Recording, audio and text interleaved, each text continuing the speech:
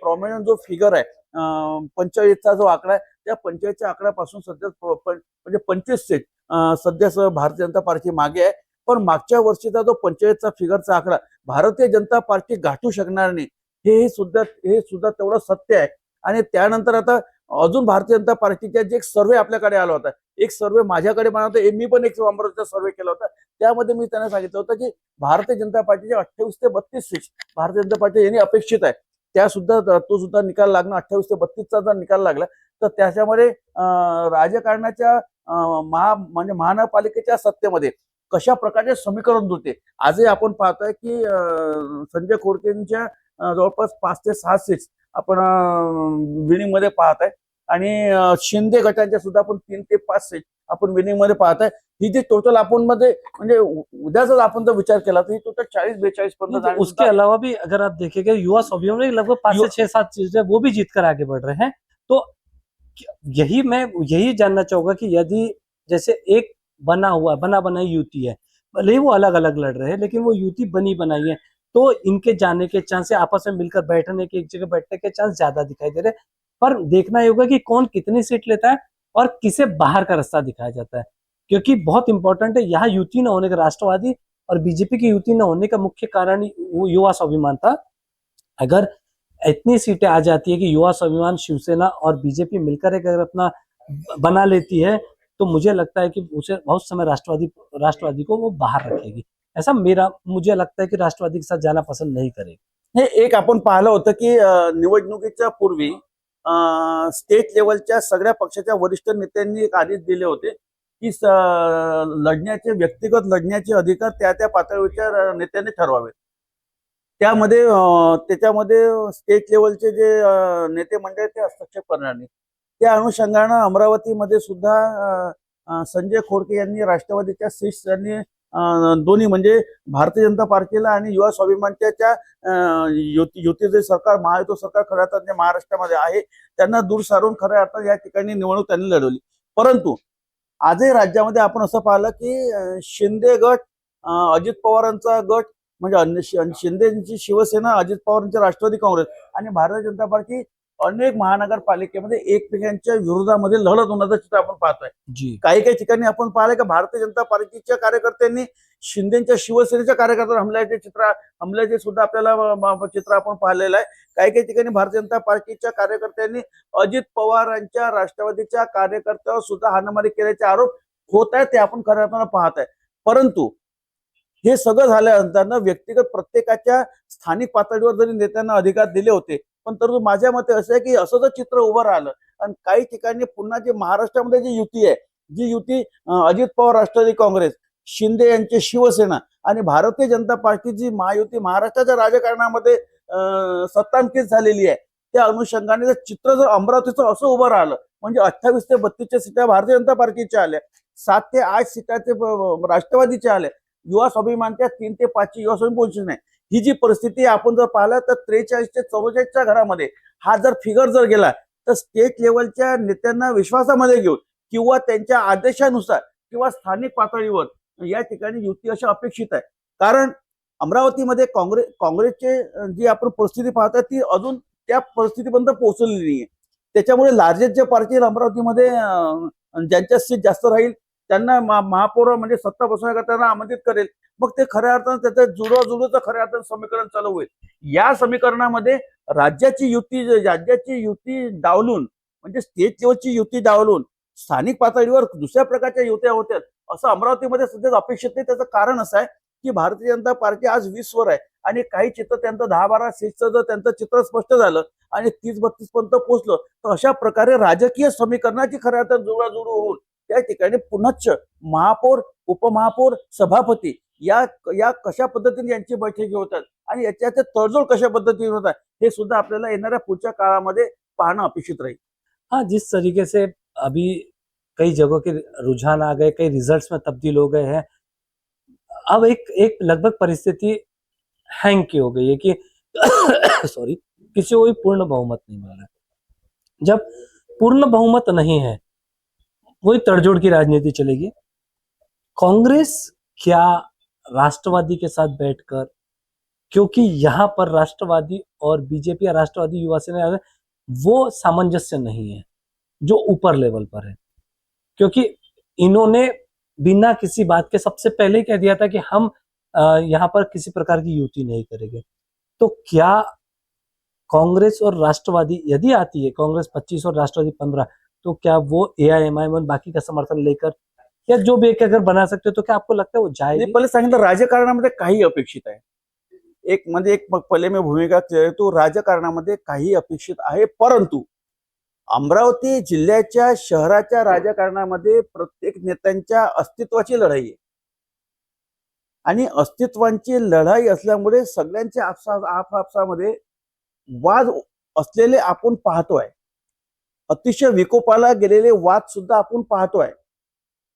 राजकारणामध्ये काही जरी अपेक्षित असलं तरी माझं व्यक्तिगत मत असं आहे की काँग्रेस समजा त्या फिगरपर्यंत म्हणजे 25च्या फिगरपर्यंत काँग्रेस पोहोचली आणि तुमच्या म्हणण्याप्रमाणे 15 समजा राष्ट्रवादी काँग्रेस जर त्या ठिकाणी गेली पुन्हा बीएसपीला किंवा इतर एएमला आताचे दोन सरकार बनू शकेल का? तर हे नाकारता जरी येत नाही, परंतु याची जी तडजोड आहे ते येणाऱ्या आपल्याला काही दिवसामध्ये आपल्याला 1-2 दिवसामध्ये चित्र आपल्याला स्पष्ट होताना दिसेल. पण माझं तरी आता असं मत आहे की असं होणं अनपेक्षित आहे. राष्ट्रवादी काँग्रेस म्हणजे वरच्या लेवलनं जी युती आहे, जी युती स्टेटमध्ये आहे, तीच युती स्थानिक पातळीवर अपेक्षित आहे. कारण की जेव्हा महानगरपालिकेच्या निवडणुका जेव्हा जाहीर झाल्या तेव्हा सगळ्या पक्षाच्या नेत्यांनी स्थानिक पातळीवरच्या नेत्यांना निवडणूक लढण्याची मुभा दिली होती. परंतु निवडणुकीनंतर आपण पुन्हा एक येऊ. आपण मुंबईमध्ये पाहतोय काही ठिकाणी और अभी की एक बड़ी खबर आ रही है प्रभाग क्रमांक 13 अंबापेट से प्रणीत सोनी 96 वोटों से अपने निकटतम प्रतिद्वंदी रतन डेंडुले से हार चुके हैं। राष्ट्रवादी के रतन डेंडुले से वही बाकी तीनों सीटों पर भारतीय जनता पार्टी ने अपना कब्जा कर लिया है। ये रतन डेंडुले का जीतना या उससे ज्यादा प्रणीत सोनी का हारना, प्रशांत देशपांडे इसके कारक है। उनके प्रति क्योंकि नाराजगी होती तो 96 वोटों से नहीं गिरते। नाराजगी से ज्यादा किसी व्यक्ति विशेष की नाराजगी उनको ले डूबी नाही. याचा प्रचार जास्त केला गेला. प्रणीत सोनी काम करत नाही, प्रणीत सोनी कोणाच्या संपर्कामध्ये राहत नाही किंवा प्रणीत सोनीनं महानगरपालिकेमध्ये अंबापेठच्या प्रभागामध्ये दखलपात्र काम प्रणीत सोनीचं राहिलं नाहीये. असा एक प्रचार खऱ्या अर्थानं अंबापेठ प्रभागामध्ये पहिले केला गेला. आणि आपल्याकडे माहित आहे की माउथ पब्लिसिटीला किती महत्व आहे. मी तर अशी कधी बातमी पेपरला या 5-7 वर्षामध्ये वाचले नाही, पण खऱ्या अर्थानं माउथ पब्लिसिटी जी झाली प्रभागामध्ये, माउथ पब्लिसिटी प्रणीत सोनी संदर्भामध्ये झाली किंवा प्रणीत सोनीच्या अगेन्स्टमध्ये जे उमेदवार उभे होते, म्हणजे त्या ठिकाणी सूरज मिश्रा त्या ठिकाणी उमेदवार उभे होते, त्या ठिकाणी मला वाटते पानत त्या ठिकाणी उमेदवार उभे होते. त्या पद्धतीनं काय झालं की व्होटिंगचं डिवायडेशन झालं. रतन डेंडुलेंना मिळालेलं मताधिक्य मला असं वाटतं की जवळपास 3000 काहीतरी असेल, 3600 काहीतरी असेल. 3600 जे मतदान आहे हे मतदान या एवढे मतं घेऊन जरी रतन डेंडुले निवडून आले असेल, परंतु प्रणीत सोनीला मिळालेलं मतदान हे म्हणजे दोघांची जे मतांचा जो फरक आहे तो खूप काही नाहीये. त्याच्यामुळे प्रणीत सोनीबद्दल जी नाराजी होती की प्रणीत सोनी 3 वर जातील, प्रणीत सोनी 4 वर जातील, परंतु प्रणीत सोनीच्या ओपन कॅटेगरीमध्ये मतांचं मोठ्या प्रमाणामध्ये डिवायडेशन आपण झालेलं पाहतोय. तीच परिस्थिती आपण जव्हारगेट आणि बुधवारा प्रभागामध्ये आपण पाहिली की त्या ठिकाणच्या शिंदे सेनेच्या राजा खारकरांनी 2500 मतं घेतले. जी, म्हणजे आपण हे पाहिलंय की हमारे पास नई जानकारी आ रही है। पीडीएमसी संत गाडगेवा पीडीएमसी प्रभाग नंबर 2 के पहला राउंड है उसके हमारे पास आंकड़े आए हैं। विनोद गणेश तानवेस ये भारतीय जनता पार्टी के प्रत्याशी, ये 2058 वोट लेकर आगे हैं। तो वहीं पे रवि विठल वानखड़े ये 1780 वोट लेकर दूसरे नंबर पे चल रहे हैं। और वही यदि हम बात करें उनमें ब में, तो ब में मीनल योगेश सवई ये 2720 वोट लेकर आगे है। तो स्वाति अमोल निस्ता ने ये 1490 वोट लेकर दूसरे नंबर पर है। यदि हम बात करें क की, तो क में सुरेखा दिगंबर लुंगारे ये 1895 वोट लेकर एक नंबर पर चल रही है। तो वही उनके निकट राजश्री मोहन क्षीरसागर 1373 वोट लेकर दूसरे नंबर पर है। और वही अगर हम बात करें प्रमोद सुधाकर महल्ले, ये 2453 वोट लेकर सबसे पहले नंबर पे चल रहे हैं, और भाड़ू भुयार ये 1416 वोट लेकर दूसरे नंबर पे चल रहे हैं। तो बादल वसंत कुलकर्णी 1042 वोट लेकर तीसरे नंबर पे चल रहे हैं। जिस तरीके का अभी पहला ही आया हुआ है, कोई ये नहीं। तो पीडीएमसी में जो जानकारी आ रही है कि चारों की चारों सीटें लगभग राष्ट्रवादी कांग्रेस, दो सीटें राष्ट्रवादी कांग्रेस पार्टी की और 2 सीटों पर भारतीय जनता पार्टी का कब्जा है। कैसे कहेंगे आप, क्या देखेंगे अभी? नाही, एक आपण पाहिलं की आपल्या अनेक चर्चांमध्ये आपण एक पाहिलंय की अमरावती महानगरपालिकेचे निकाल हे जे लागतील ते निकाल अनपेक्षित निकाल लागतील असं या विषयावर आपण अगोदर चर्चा केली आहे. आपण ते पाहता की सगळे जे निकाल आहे अनपेक्षितरित्या लागलेले निकाल आपण पाहत आहे. त्याच्यामुळे पहिल्या फेरीमधले निकाल असेल, दुसऱ्या फेरीमध्ये असेल, ज्या ठिकाणी मताचा जो फरक आहे प्रतिस्पर्धी उमेदवार आणि पुढे असलेला उमेदवार या दोघांमध्ये जर 400, 500, 300, 700 पर्यंतचा डिफरन्स असेल तर शेवटच्या 1-2 फेरीमध्ये तो कव्हर होऊ शकतो. तसे मतं पडले असेल तर. जी. पण ज्या ठिकाणी मताचा जो फरक आहे, मताचा जो डिफरन्स आहे, तो डिफरन्स जर आपल्याला 1, 1.5, 1200च्या वर जर आपल्याला दिसत असेल तर तसा डिफरन्स काढणं कठीण आहे. आपण एक पाहिला की 138 मतांनी कुठल्या तरी, मला वाटतं शेगावच्या कुठल्या तरी उमेदवार 138 मतांनी 138 मतांनी निवडून आले. तर दुसरीकडे अंबापेठ प्रभागामध्ये राष्ट्रवादीचे रतन देंडुले हे 96 मतांनी जे झाले. त्याच्यामुळे शेवटच्या फेरीपर्यंत आणि शेवटच्या निदान त्या मतापर्यंत कुठल्याही प्रकारचे आपण हे कॅन्डिडेट विनिंग होतील, तो डिफरन्स कसा आहे त्या डिफरन्सवर खऱ्या अर्थानं विनिंग कैंडिडेटचा विजय आता त्याच्यावर डिपेंड रहना है। पीडीएमसी की जो जानकारी है उसमें जो रिजल्ट्स आ रहे हैं उसमें 2 पर राष्ट्रवादी कांग्रेस पार्टी और 2 पर भारतीय जनता पार्टी के उम्मीदवारों ने कब्जा कर लिया है। हम ये नाम अभी कुछ देर में हमारे पास आ जाएंगे, वो नाम भी हम आपको बताएंगे। लेकिन प्रभाग क्रमांक 1, प्रभाग क्रमांक 2 इसमें कांग्रेस नदारद 0, बहुल है राष्ट्रवादी और बीजेपी। कहीं कांग्रेस बहुत अच्छा कर रही है और कहीं बिल्कुल भी उसका प्रदर्शन नगण्य है। कैसे देखेंगे आप? मुस्लिम एरिया में भारतीय जनता पार्टी अपनी सीट नहीं खड़ी करती, आप उससे कंपेयर करेंगे तो वो नहीं रहेगा। पर ये जो है, क्या कांग्रेस को भी मेहनत अब करने की आवश्यकता पड़ रही है? जे लोक जे ज्या पार्ट्या निवडणुकीच्या रिंगणात असतात, मेहनत प्रत्येकाला करावी लागते।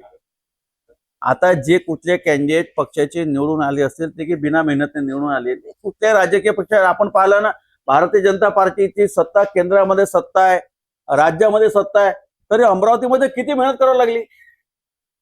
त्या ती जी मेहनत आहे, असं अपेक्षित होतं का ती जी मेहनत आहे ज्या ठिकाणी 15 ते 20 सभा पालकमंत्र्यांना घ्याव्या लागल्या, इथं प्रभाग वाईज नेते भारतीय जनता पार्टीने या ठिकाणी नियुक्त केले होते। परंतु अशाही परिस्थितीमध्ये पाहतोय की निवडणुकीच्या रिंगणात असलेल्या प्रत्येक पार्टीच्या नेत्यांना, कार्यकर्त्यांना, उमेदवारांना, त्यांच्या समर्थकांना मेहनती करावीच लागते। परंतु काही प्रभागामध्ये आपण असं पाहिलं की प्रभाग 2 मध्ये जो दोनों कड़ा मुकाबला था, दोनों पार्टियों के 2-2 उम्मीदवार जीत चुके हैं। वहां से विनोद गणेश तानेस भाजपा के ये जीत चुके हैं और सुरेखा लुंगारे ये भारतीय जनता पार्टी की जीत चुकी है। मीना योगेश सवई ये एनसीपी, ये और वहीं पर प्रमोद सुधाकर महल ये भी एनसीपी के जीत चुके हैं। यानी दो भारतीय जनता पार्टी और 2 राष्ट्रवादी। एक चर्चा विषय आलाय की जिल्हा सामान्य रुग्णालयातला तिकडला तो म्हणजे आयटीआयचा समोरचा जो भाग आहे तर तो बिलकुल व्हीएमव्ही आणि नवसारी पर्यंत आपण पाहतोय। त्या भागामध्ये आपण पाहिलं की अगोदर म्हणजे बडनेरा मतदारसंघामध्ये गाडगेनगर अगोदर बडनेरा मतदारसंघामध्ये होते। गाडगेनगर हा मतदारसंघाने बडनेरा म्हणजे सेवा सुलभाताई खोडके खऱ्या अर्थाने जेव्हा आमदार बनले तेव्हा बडनेरा मतदारसंघामध्ये गाडगेनगरचा भाग होता। पण त्या ठिकाणी संजय खोडकेंनी हा जो बडनेरामध्ये असलेला भाग तेव्हाचा भाग आता नाही, त्या भागामध्ये संजय खोडकेंचा जो प्रभाव आहे तो प्रभाव आतापासून आहे, तो प्रभाव खऱ्या अर्थाने पहिल्यापासून आहे। मग भारतीय जनता पार्टीच्या मधल्या काळामध्ये अनेक प्रकारचे राजकीय स्थित्यंतर झाले। त्या म्हणजे बाळू भुयारांनी सुद्धा मदत पार्टी सोडली, त्याच्यानंतर त्या ठिकाणी चंदू भोमरे ते भारतीय जनता पार्टीचे होते। म्हणजे अनेक प्रकारचे स्थित्यंतर त्या भागामध्ये त्या प्रभाव आपल्याला पाहायला मिळाले। पण हे जे चित्र आपण खऱ्या अर्थानं पाहतोय तर त्या चित्रामध्ये आपल्याला असं पाहतोय की बाबा राष्ट्रवादी काँग्रेस म्हणजे घड्याळाचे जे उमेदवार आहे, ते आपल्याला उमेदवार त्या ठिकाणी निवडून येताना आपण चित्र पाहतोय. याचा अर्थ असा की तो जो प्रभाव आहे त्या भागामधला प्रभाव असलेला आमदारांचा प्रभाव त्या भागामध्ये आपल्याला पाहायला मिळत आहे. जसं पीडीएमसीच्या प्रभागामध्ये आपण 2 भारतीय जनता पार्टी आणि 2 आपण यांचे उमेदवार म्हणजे घड्याळ म्हणजे राष्ट्रवादी काँग्रेसचे उमेदवार आपण जिंकताना आपण खऱ्या अर्थानं पाहतोय.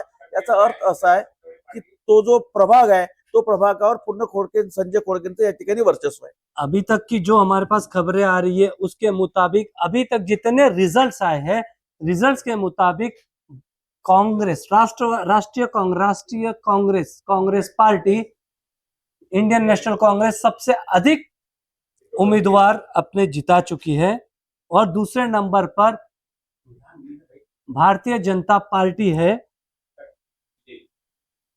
देखिए जिस तरीके से कांग्रेस को मान रहे थे कि कांग्रेस अभी हमारे पास आंकड़ा आ जाएंगे कांग्रेस से कितनी सीटों पर अपने उम्मीदवार जिताए हैं। हाँ आप कुछ कह रहे थे। नाही ही जी तसं तुम्ही आता सांगितलं ही जी चढाओढ आहे सगळ्यात मोठ्या पार्टीची म्हणजे मी अगोदर सांगितलं की हे जे चढाओढ आहे म्हणजे अमरावतीमध्ये सगळ्यात आपला जो मुकाबला होता जी प्रतिस्पर्धी होती ते खऱ्या अर्थानं भारतीय राष्ट्रीय काँग्रेस आणि भारतीय जनता पार्टी या दोन मध्ये खऱ्या अर्थानं लढत त्याचा आपण अनेक वेळामध्ये सांगितलेलं आहे. त्या दोघांमध्ये लढत आहे. परंतु कधी भारतीय जनता पार्टीच्या 1-2 सीट्स पुढे जातात तर कधी काँग्रेसच्या सीट्स पुढे जातात. परंतु भारतीय जनता पार्टीचं